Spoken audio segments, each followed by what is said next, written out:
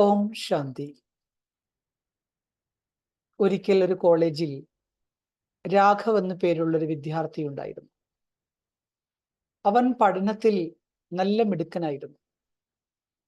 കാഴ്ചയിൽ സാധാരണമാണ്, എങ്കിൽ തന്നെയും അവന്റെ മുഖത്ത് എപ്പോഴും നല്ലൊരു തിളക്കവും ഒരു ശാന്തിയും സന്തോഷവും ഒക്കെ കാണാൻ സാധിച്ചിരുന്നു. ആ രാഘവിന്റെ അതേ കോളേജിൽ തന്നെ അർജുൻ എന്നു പേരുള്ള മറ്റൊരു കുട്ടിയും ഉണ്ടായിരുന്നു.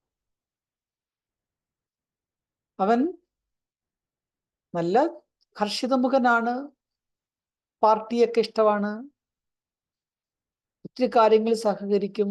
എങ്കിൽ തന്നെയും ഉള്ളിൻ്റെ ഉള്ളിൽ അവൻ എപ്പോഴും ഒറ്റപ്പെടുന്നതിൻ്റെയും ഡിപ്രഷൻ്റെയും ഒരു മൂഡുണ്ടായിരുന്നു.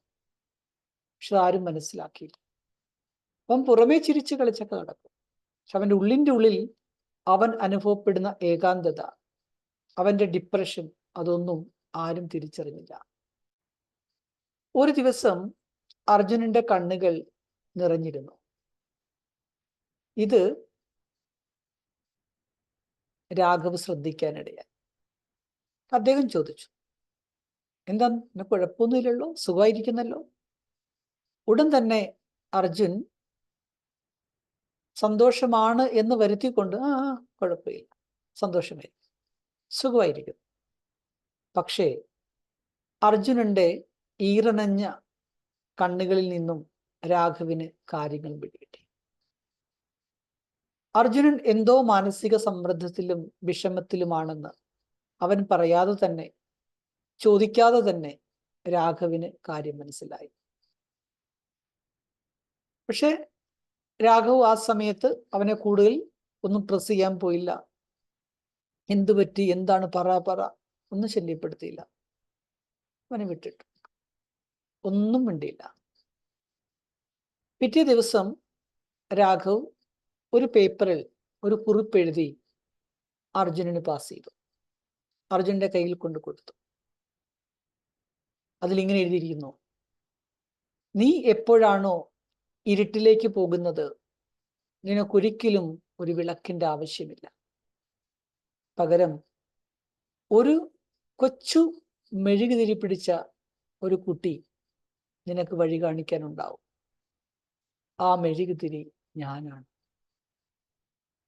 നിനക്ക് എപ്പോഴൊക്കെ ആവശ്യങ്ങളുണ്ടോ അവിടേക്ക് നിന്നെ സഹായിക്കാൻ ഞാൻ ഉണ്ടായിരിക്കും. ഇത് വായിച്ച സമയം തന്നെ അർജുൻ പൊട്ടിക്കരയാൻ തുടങ്ങി. തൻ്റെ ജീവിതത്തിൽ ആദ്യമായിട്ടാണ് തൻ്റെ മനസ്സിന്റെ ഉള്ളിലെ ദുഃഖം താൻ പോലും പറയാതെ ഒരാൾ മനസ്സിലാക്കി ഒരു ഓഫർ ഇങ്ങോട്ട് തരുന്നത്. അങ്ങനെ രാഘവ് ആ അർജുനെ ഉപദേശിക്കുകയോ മുമ്പിൽ വലിയ പ്രസംഗം നടത്തുകയോ ഒന്നും ചെയ്തില്ല. പകരം അർജുനന്റെ മനസ്സെന്താണ്, അവന്റെ ഹൃദയം എന്തിനു വേണ്ടി ദാഹിക്കുന്നു എന്ന് സ്വയം രാഘവ് മനസ്സിലാക്കി.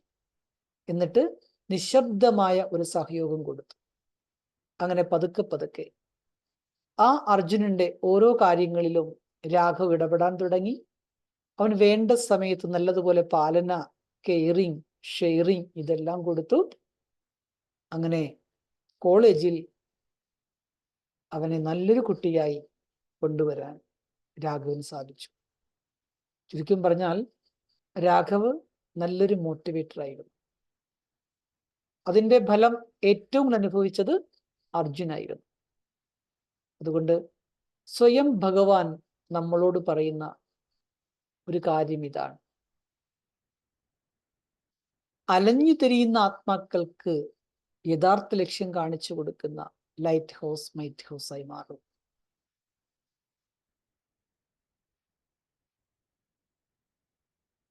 അതിലെ ഭഗവാൻ പറയുന്നത് എന്താണ്? B so full of light that even those in darkness can see their path just by walking beside you. നമ്മൾ സ്വയം പ്രകാശിക്കുന്ന ഒരു ദീപമായി മാറും. അന്ധകാരത്തിൽ നടക്കുന്നവർക്ക് അവരെ കൂടെ നടന്നുകൊണ്ട് അവർക്ക് യഥാർത്ഥ വഴി കാണിച്ചു കൊടുക്കും. അതായത് ലൈറ്റ് ഹൗസ് മൈറ്റ് ഹൗസ് ആവും. അതിനാദ്യം നമ്മൾ സ്വയം ശക്തിശാലിയാകണം. സ്വയത്തെ നമ്മൾ ശക്തിശാലിയാക്കണം. എന്നിട്ട് വേണം നമ്മൾ മറ്റുള്ളവർക്ക് ആശ്രയം നൽകുവാൻ. നോക്കൂ, ഇന്നത്തെ ലോകത്തിൽ ആളുകൾ, പ്രത്യേകിച്ച് യുവാക്കൾ, പലതരത്തിൽ പാനിക്കായി അങ്ങോട്ടും ഇങ്ങോട്ടും ഓടിക്കൊണ്ടിരിക്കുകയാണ്.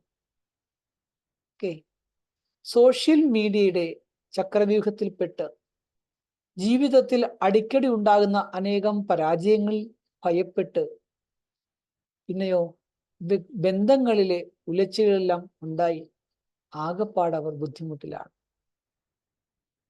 അപ്പോൾ സ്വയം നമ്മൾ നമ്മുടെ ലക്ഷ്യം, ആത്മബലം, മൂല്യങ്ങൾ ഇതിൽ തന്നെ നിലനിൽക്കൂ.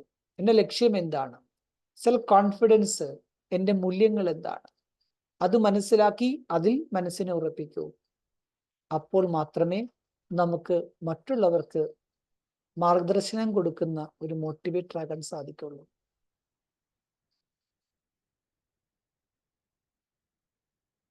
നമുക്കറിയാം, ഇന്ന് ഓരോരുത്തരുടെ മനസ്സിലും ഒരു സൈലന്റ് ക്രോസ് ഉണ്ടായിരിക്കും. പുറത്താരും അതറിയില്ല. പുറത്ത് ചിലപ്പോൾ അവര് നിശബ്ദമായിരിക്കുന്ന ഒരവസ്ഥയായിരിക്കാം, ഓളമില്ലാത്ത ജലപ്പരപ്പ് പോലെ ആയിരിക്കാം. പക്ഷെ അവരുടെ ഉള്ളിൽ വല്ലാത്ത പ്രക്ഷുബ്ധതയുണ്ടാവും. അപ്പോൾ ഒരു സത്യമായിട്ടുള്ള ലീഡർ എന്ന് പറയുമ്പോൾ പുറമേ ചിരിച്ചു കാണിക്കുകയല്ല, മറിച്ച് മറ്റുള്ളവരുടെ മനസ്സിന്റെ വേദന എന്താണെന്ന് സ്വയം മനസ്സിലാക്കാൻ കഴിവുള്ളവനാണ്. എന്നിട്ട് അവരുടെ പ്രശ്നങ്ങൾക്ക് പരിഹാരം കണ്ടെത്തി അവരെ മുൻപോട്ട് നയിക്കുന്ന ആളാണ് ശരിക്കും ലീഡർ. ഉദാഹരണത്തിന് ഡോക്ടർ ഒരു രോഗിയുടെ നാഡി പിടിച്ച് രോഗം മനസ്സിലാക്കുന്നത് പോലെ അവർ അർഹിക്കുന്ന റെസ്പെക്ട്, ബഹുമാനം കൊടുത്ത്, സ്നേഹം കൊടുത്ത് അവരെ തൻ്റെതാക്കി മാറ്റി അവർക്ക് വേണ്ടുന്ന സഹയോഗം കൊടുക്കുക. അതുകൊണ്ടാണ് നമ്മൾ പറയാറുണ്ട്, ഗൈഡ് ആകണമെങ്കിൽ ആദ്യം സ്വയം എന്ത് ചെയ്യണം? സ്വയത്തിന്റെ ഗ്രൗണ്ട് ക്ലിയർ ആക്കണം. ഗൈഡ് ആകണമെങ്കിൽ ഗ്രൗണ്ട് കറക്റ്റ് ആയിരിക്കണം. നോക്കൂ, ഇന്നത്തെ കാലഘട്ടത്തിൽ യുവാക്കൾ എല്ലാവരും മറ്റുള്ളവരെ നന്നാക്കണം, എന്തെങ്കിലുമൊക്കെ സമൂഹത്തിന് വേണ്ടി ചെയ്യണമെന്ന് ആഗ്രഹിക്കുന്നവരാണ്. പക്ഷേ അവരുടെ അടിത്തറയാണെങ്കിലോ വളരെ മോശമാണ്. താൻ ആഗ്രഹമുണ്ട്, പക്ഷെ അവരുടെ ഫൗണ്ടേഷൻ സ്ട്രോങ് അല്ല.